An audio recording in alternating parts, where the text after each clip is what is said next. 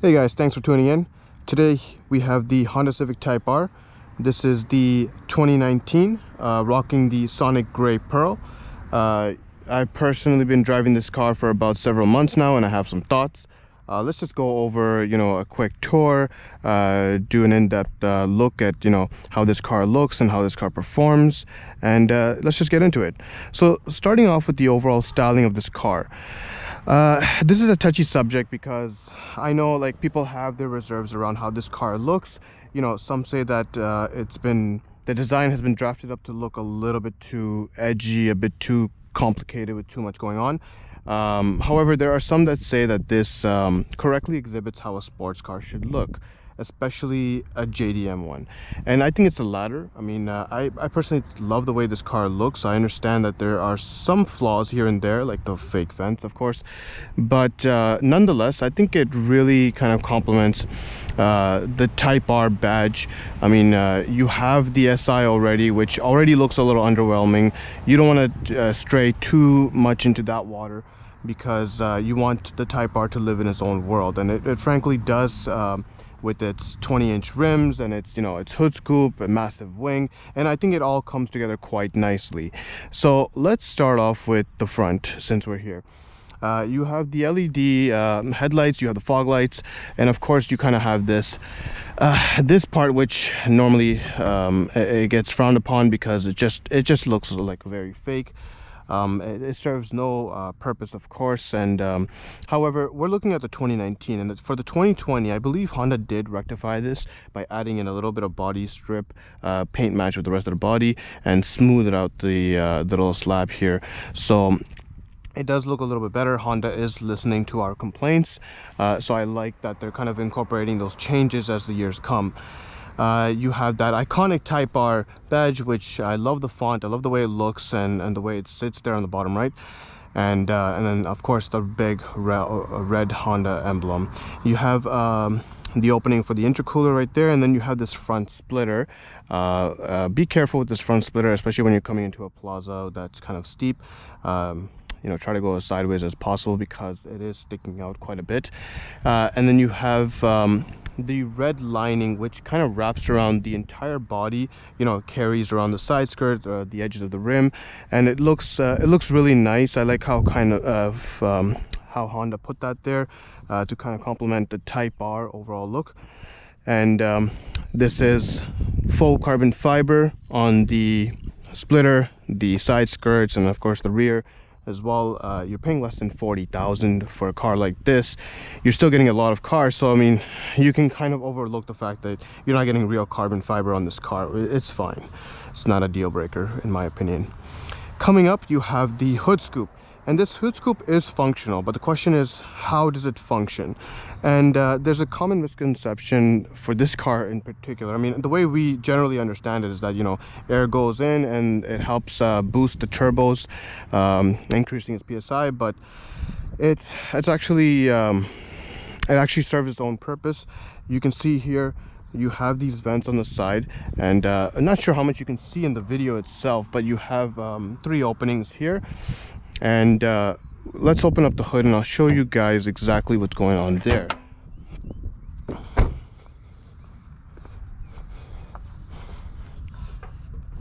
I wish this was a hydraulic press, but I mean, this is the Honda lineup. I guess they're saving that for the Acura, if they are. So you have this metal frame here, which is kind of closed off here, which ideally you would expect the opening of the hood scoop to be, and you can see here that no air can be released from the front here. However, there's openings on both sides, so what's happening is the air is actually flowing into the side here, out these vents, and carrying it forward onto the side of the body.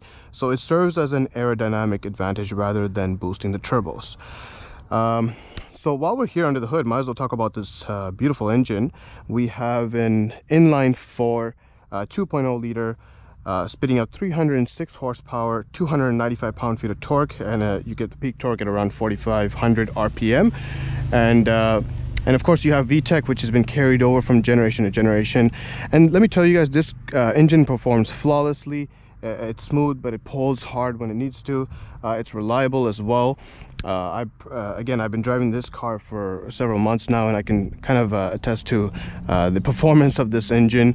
I like how Honda didn't even bother covering up the engine bay with any kind of plastic. They left it fully exposed, which kind of sticks to its roots. I mean, that's I like the way it looks. I just wish, again, they kind of put a hydraulic hood, at least in this Type R. Like, I understand it's not in the regular Civics, but I mean, again, we can overlook little things like that. Now, coming off to the side over here, let's talk about these tires for a minute. And this is also a little touchy subject. So these are 20-inch rims. They're sitting on Continental Sport Contact 6 performance tires. They're 245 on the width, 30 on the aspect ratio, and then 20 on the rim.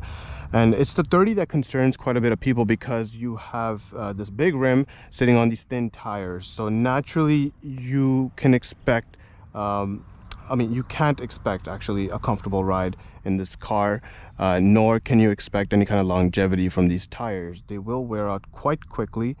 I would say maybe about 15,000 miles max, because given how thin these tires are, and then the kind of driving that you will naturally be doing in a car like this.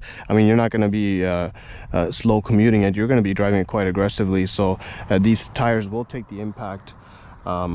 However, they perform nicely, they grip hard, they handle well on turns, but just keep in mind that you're not gonna go I mean, it's a 4-door hatch. It has a comfort mode. It loosens up the dampers and the suspension. However, just don't expect any kind of like comfort, especially when you're going over any kind of bumps or things like that. You have these Brembo brakes as well, 4-piston, and the disc brake, which is drilled and slotted, so it looks nice. Honda claims that this has the stopping power of that of an NSX, which, I mean, I haven't personally tested, but I mean, that's something to write home about. So on the side here, again, you have those vents that we already spoke about. We have the side skirts, again, which carry over the red line as well, full carbon fiber. Although the full carbon fiber looks pretty well with this sonic gray pearl color. I think it contrasts quite nicely, especially when you have the gray, the black, and the red. You know, it all stands out quite nicely. I would highly recommend going for this color if you are planning on it. I don't see that many on the road. It's usually like black or red, but I mean, this one I think sticks out the best. So coming around the rear, this I mean, we have quite a few topics to discuss here as well. Let's start off with this wing. It is a functional, I mean, it does generate a measurable amount of downforce, along with these vortex generators that are they're mounted on the roof here, and they look nice. The wing, I mean, I know some people have their reserves around how big it is and how it looks. I personally think it looks great. I mean, I think without it, the look just looks you know, it's incomplete. I mean, this is kind of what iconically, you know, if you're looking at the car from far away, you can tell it's a Type R from this wing, and I mean, you kind of need this here. You have gloss on the top here. It's kind of like a glossy material, and then you have this the painted paint matched edge as well. So this is quite a high wing. When you're sitting in the driver's seat and you're looking out the rear view window, it is there, it's visible, especially when you're reversing. But I mean, besides that, it's not that intrusive, I would say. I mean, you can still manage, no problem. And then it's not just this wing, but you also have this little spoiler, kind of deck spoiler, just coming out the bottom here. And so it's kind of a unique combination. I really love the way it was put together. Carrying forward, you have this Type R badge. Again, I love the way it looks. I love the font. The same taillights that you'll find in any other Civic in this generation.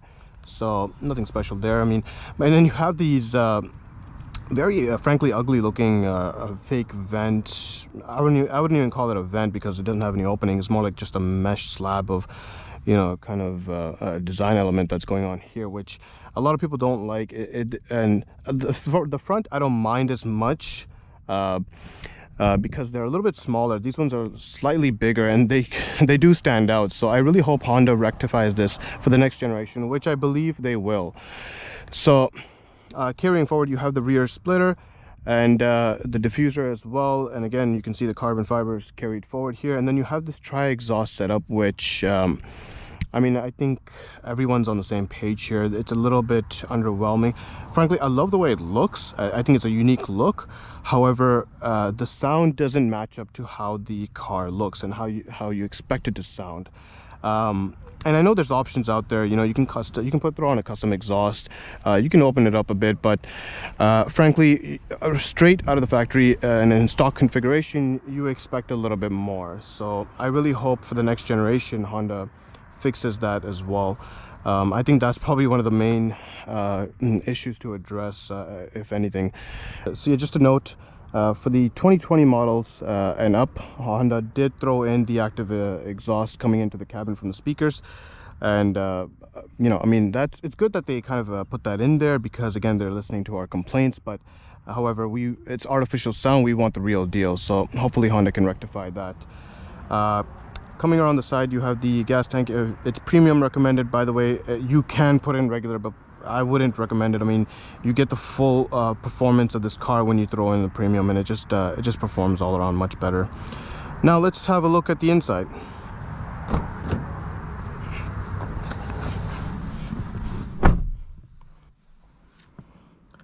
Okay, so we're inside the Civic Type R cabin. It looks like any other Civic in this generation. However, you have a big splash of red, as you can tell. So you have this red stitching on the inside of the steering wheel, this red padding over here, of course the red Honda emblem. You have the red line that kind of carries across the front dash here, and then on the side door panels as well. And I like how Honda put this here, because it kind of carries the flow, you know, of the outside of the car, how we have the red line across that wraps around the whole body. So I mean, this is good that they kind of kept that flow going. Of course, you have the full carbon fiber, only on the front of the car, like the front door panels. You don't have it on the rear. And then you have these red sport bucket seats. Frankly, these are one of the probably the most comfortable sport seats that I've sat in. They're not too hard. I mean, they're like soft where it needs to be soft, but they're bolstered nicely. They hold you in well, regardless of your size. You have the Type R badge here. Just a quick note, this is suede right here, so you have to be very careful in terms of maintaining these seats. Don't put any coffee, don't put any pizza or any kind of food or anything like that on these seats. Use it only strictly for you know, seating purposes. They put these cloth here because you know, on those hot summer days when you're wearing shorts and things could get a little bit sticky, you know, you don't want the suede to get ruined, so the cloth will catch that. So but yeah, overall these seats are very nice. They're very cozy and they hold you in well. So that's there. However, there's no obviously there's no power functions on these seats. That's a given. Besides the suede, you also have Alcantara on the sides, the door panels here, and then also on the center console right here. So, and then you have the cup holders. You have the 7-inch display here with the MMI. You have the 6-speed manual, of course, which we'll get into. Right here we have the drive modes. The Type R badge with the chassis number, the electronic parking brake, and then the brake hold, of course. So let's start it up and let's see how it looks.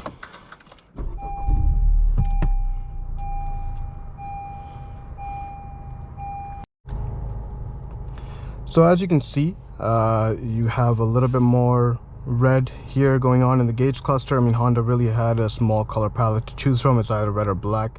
However, I'm not complaining, it still looks nice. So let me try to see if I can show you guys what it sounds like from inside the cabin.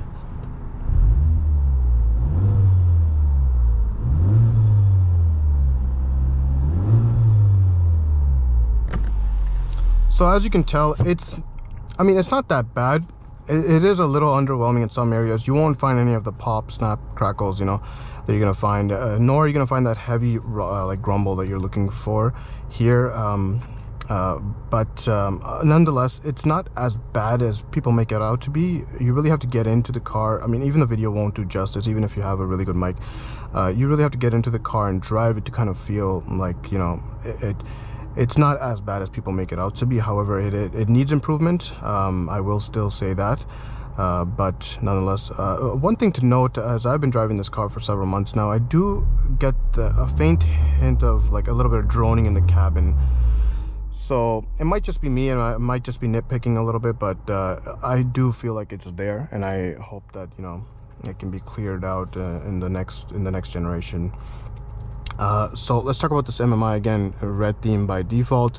The MMI is a little bit outdated now. I really hope, I mean, I'm sure that Honda will in the next generation throw on the new user interface that you find in the current generation Accord.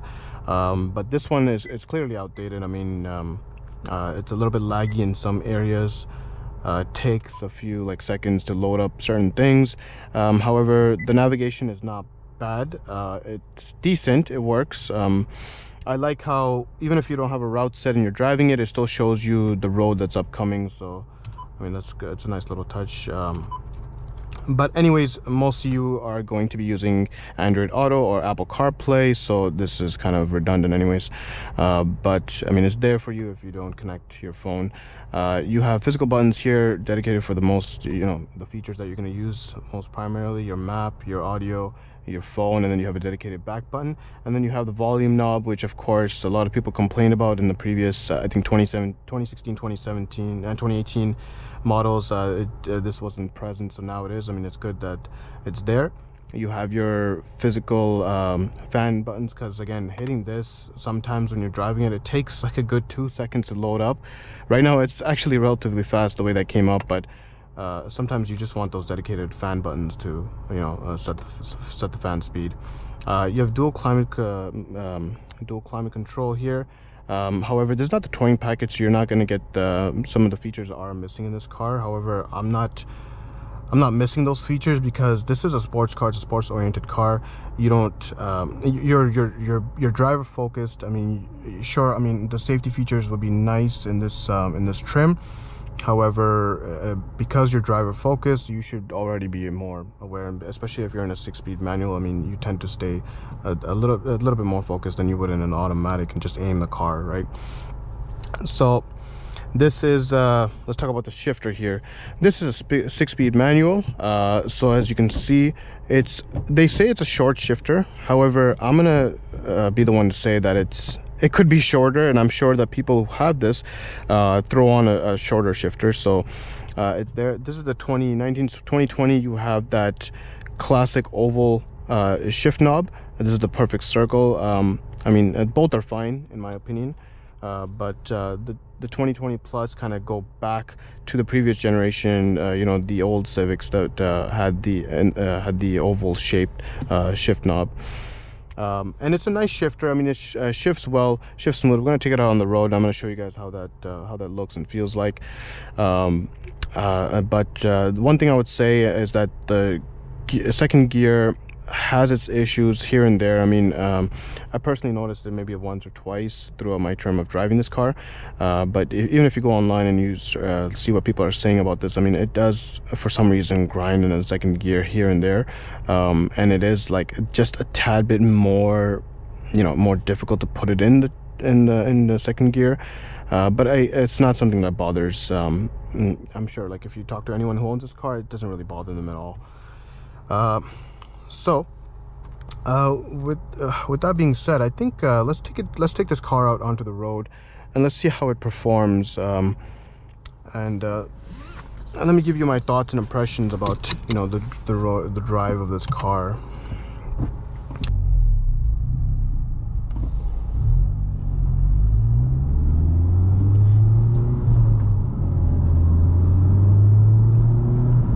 Alright guys, let's start off by talking about that clutch. It's extremely lightweight. It's very easy to find that disengage or that bite point.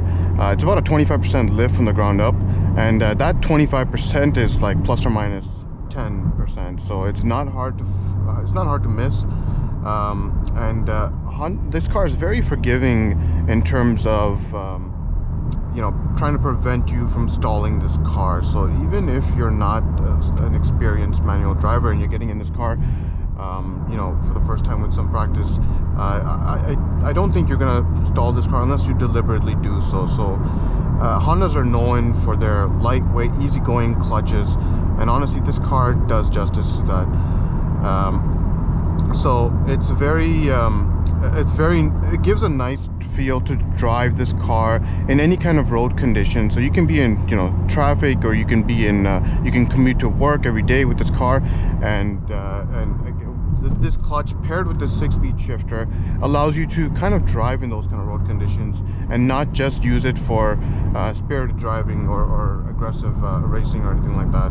So coming around to the shifter, it's a very smooth, very liquid shifter.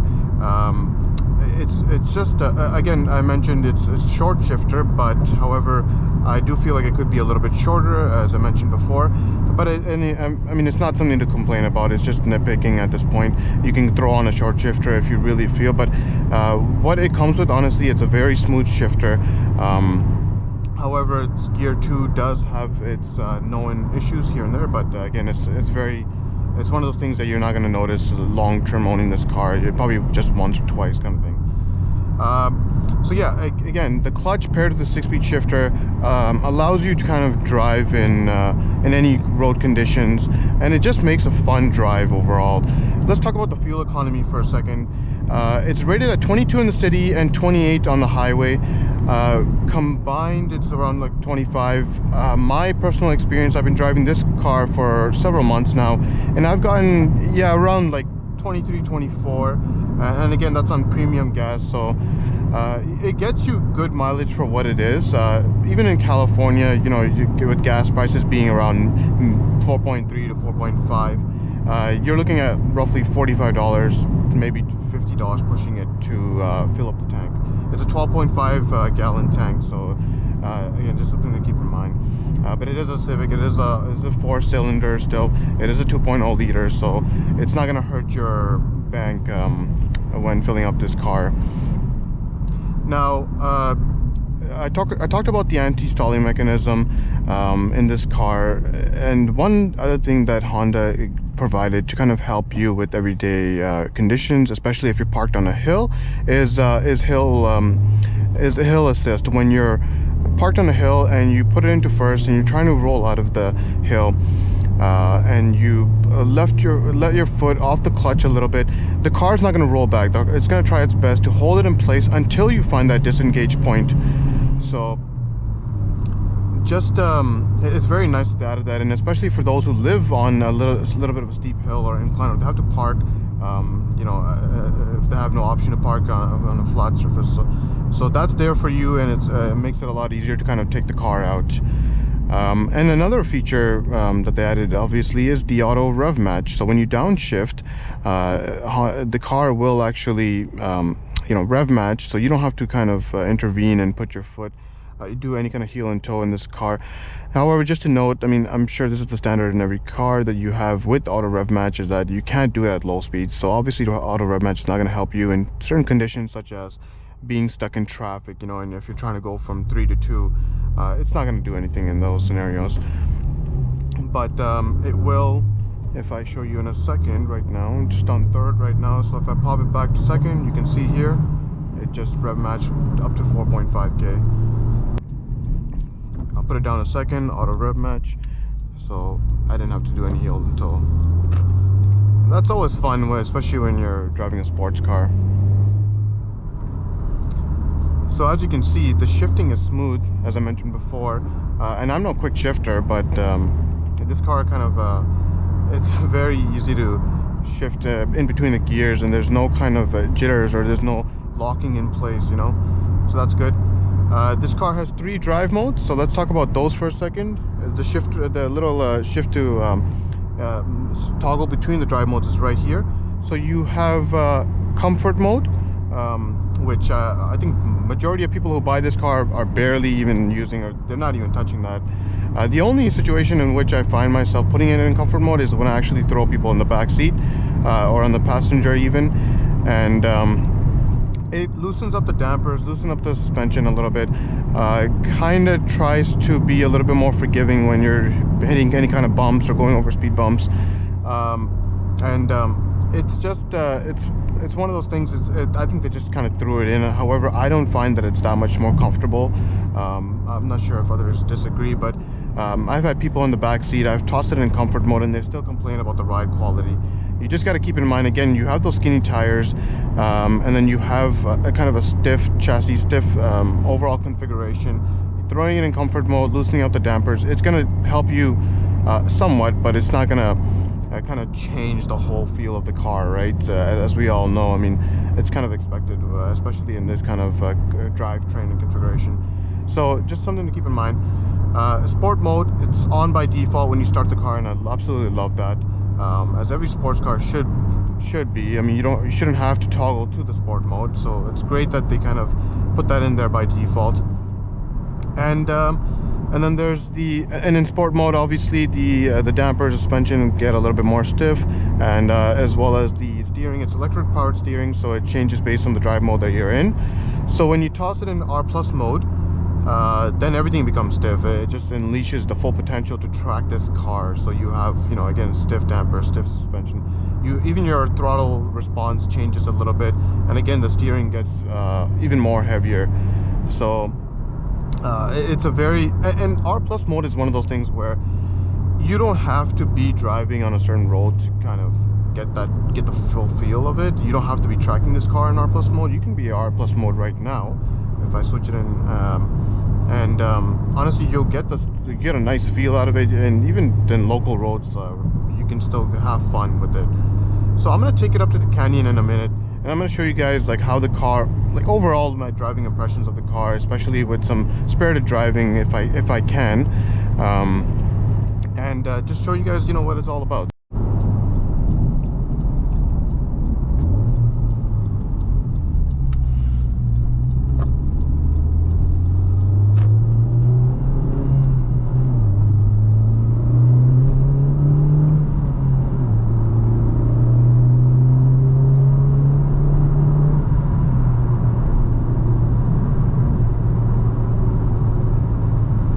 So now we're up in the canyon here, or just getting into it really, so I just wanted to talk about the overall driving impressions of this car. So I'm going to keep it in 5th, and I'm in R+ mode, so again, everything is stiff, but the ride quality, as I mentioned before, it's not that smooth. However, it's still fun because it's grippy. When you're coming around a corner, when you're making aggressive turns, the car will hold in place. Keep in mind, this is a front-wheel drive, so I mean, it's trying to go exactly where you point the car to go, but it's not an all-wheel drive. But however, it feels like an all-wheel drive, and I'm sure you heard this before by whoever owns this car and drives it. And it's just, honestly, overall, it's a very fun car to drive. There's a lot of things about it that you expect to happen, however, they don't, because of clever engineering that Honda has put into this car. For example, there's virtually no torque steer in this car, which is something that you would expect in a front-wheel drive 300+ horsepower configuration, but Honda claims that there's no torque steer in it, and when we launched the car, like, you can kind of tell that here.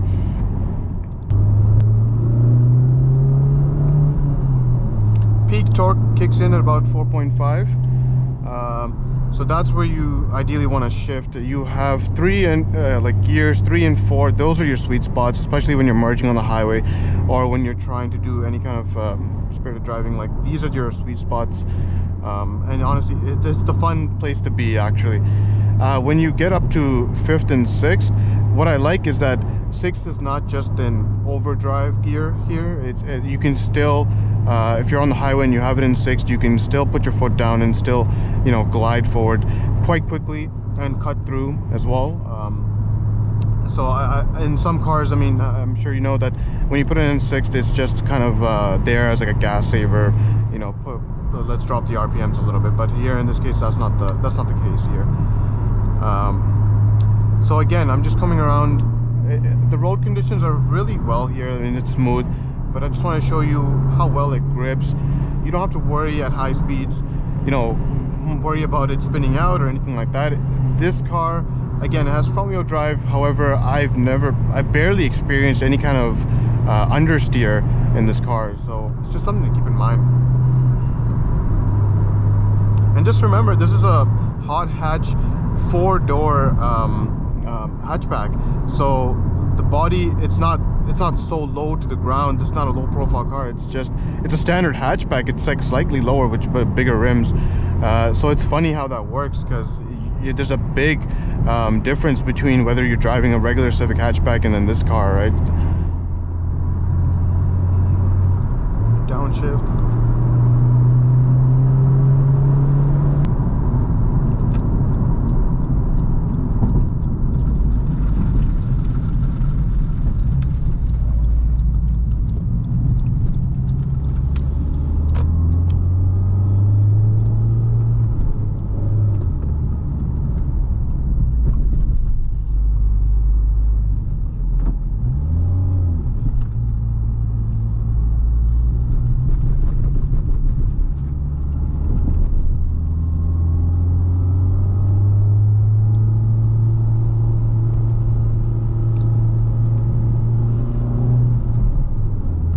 Alright guys, so I'm just climbing up this hill here. I just want to show you guys how well this car grips. It's kind of tight corners here, so probably won't make it up to 5th or anything like that, but let me show you guys what it looks like.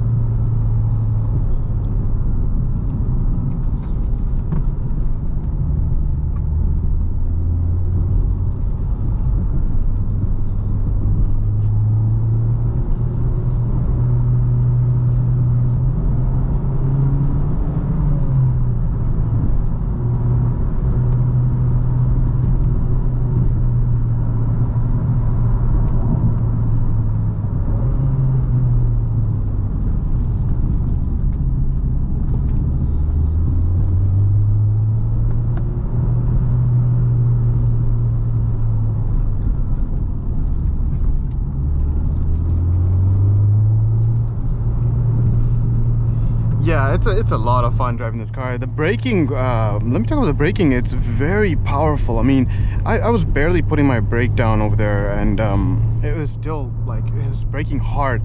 That's just it's just fantastic the way they have it. I mean, again, as I mentioned, it's got the stopping power of an NSX, so that's something to write home about, right? So and again, that auto rev matching downshifting, like, it's just so much, makes it so much more fun and easy to do any kind of performance driving, really. Now those windy roads, I probably wouldn't bring a Mustang, just because they're known to kind of oversteer and flip the tail out. However, this car, again, you have a front wheel drive, so you're able to maneuver in those kind of roads. Again, that wasn't that aggressive. There are a lot more aggressive routes than that, but I just wanted to show you guys how well it grips. And I was trying my best not to give in and just, you know, slam the brakes and go down, but yeah, I mean, imagine how this car can perform on a track. Alright guys, so that was it. The 2019 Honda Civic Type R. Overall, it's an exceptional car to drive. Very nice handling, very fun. Overall, great performance. I'm especially pleased with the brakes. It's functional as well. You have 4 doors, you have 4 seats, and under $40,000, you're getting a lot of car here. I know the new generation is right around the corner. Let's see what Honda does with that. Hopefully they can rectify some of our concerns and issues about this generation. But if you're in the used market and you're looking for a car just all around, you're gonna get a great experience out of this. Is the car for you, and I guarantee that you will not regret it. So hope you guys enjoyed the video. Tune in next time. Have a great day.